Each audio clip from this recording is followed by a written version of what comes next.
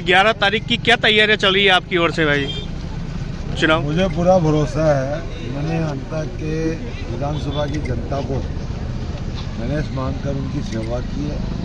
निश्चित रूप से इस बार मुझे अंता विधानसभा की जनता विजय का आशीर्वाद देगी। जनता कह रही है कि इस बार त्रिकोणीय मुकाबला है, इस बारे में आपका क्या कहना है?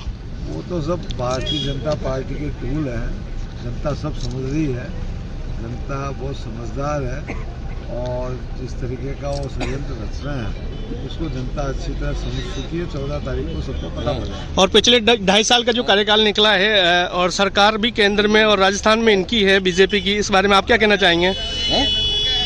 मुझसे ज़्यादा तो आपको जनता से जानकारी लेनी चाहिए। कांग्रेस के शासन में हमारे पूर्व सरकार के समय जो जन कल्याण की योजनाएं लागू की एक से बढ़कर है, उनको या तो समीक्षा के नाम पर कम करने का काम किया या उनको बंद करने का काम किया। आज विधवा, विकलांग, परित्यक्ता, बुजुर्ग, इन लोगों को पेंशनों का पता नहीं है।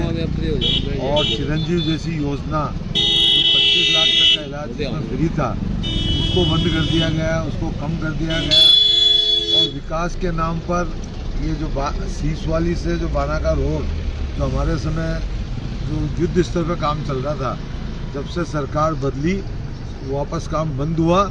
अभी जब वापस चुनाव आया, जब जरूर अभी धीमी गति से कछुआ चाल से वापस चालू हुआ है। आम जनता से क्या अपील है आपकी? मेरी तो जनता से ये अपील है कि जनता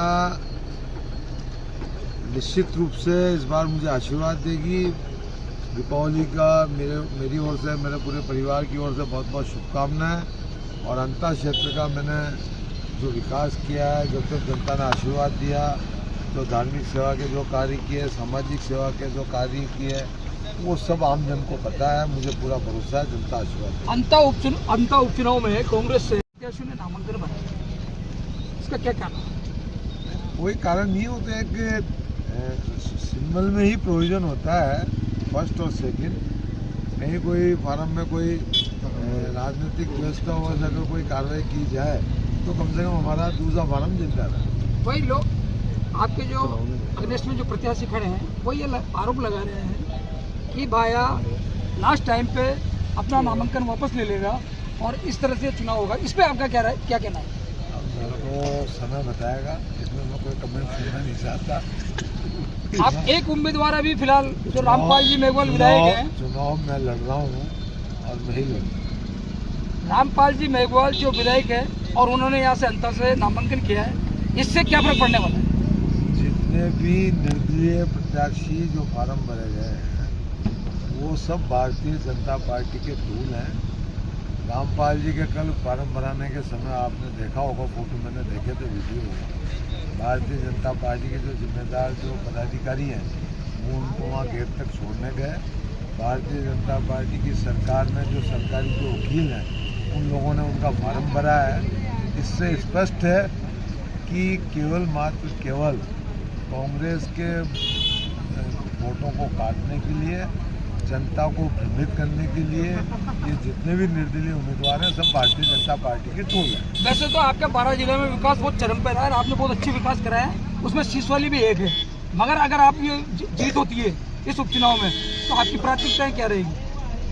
मेरी पहली प्राथमिकता होगी जो पिछले जो कार्यकाल के हमारे सुकृतशुदा जो कार्य हैं, जिनको राजनीतिक व्यवस्थावश या तो इन्होंने बंद कर दिया या उनको कछुए के चाल चलाया, उन कामों को पुनः चालू कराकर जन कार्यों को जनता माइनिंग यूनिवर्सिटी। आप मंत्री थे, सीसवाली को आपने बहुत बड़ी सौगात दी थी, माइनिंग यूनिवर्सिटी। क्या आप विधायक बनते हैं पुनः तो वो मुद्दा वापस? उसके लिए बिल्कुल मांग करेंगे हम, क्योंकि वो एक अपना आप में इस क्षेत्र के लिए, 12 जिले के लिए एक बहुत ही बड़ा काम था। वो 400-500 करोड़ रुपए का एक प्रोजेक्ट था और सीसवाली का नाम, 12 अंतर विधानसभा का नाम, पूरे 12 जिले का नाम पूरे विश्व के नक्शे पे होता। तो ये जो छोटी सोच है भारतीय जनता पार्टी के नेताओं की, तो उस काम को रोका गया, उसको आगे नहीं बढ़ाया गया। इसके लिए यहाँ की स्थानीय जनप्रतिनिधि और भारतीय जनता पार्टी की सरकार। एक ये जो सूनो पुलिया है, आप अगर विधायक बनते हैं तो उसका क्या रहेगा?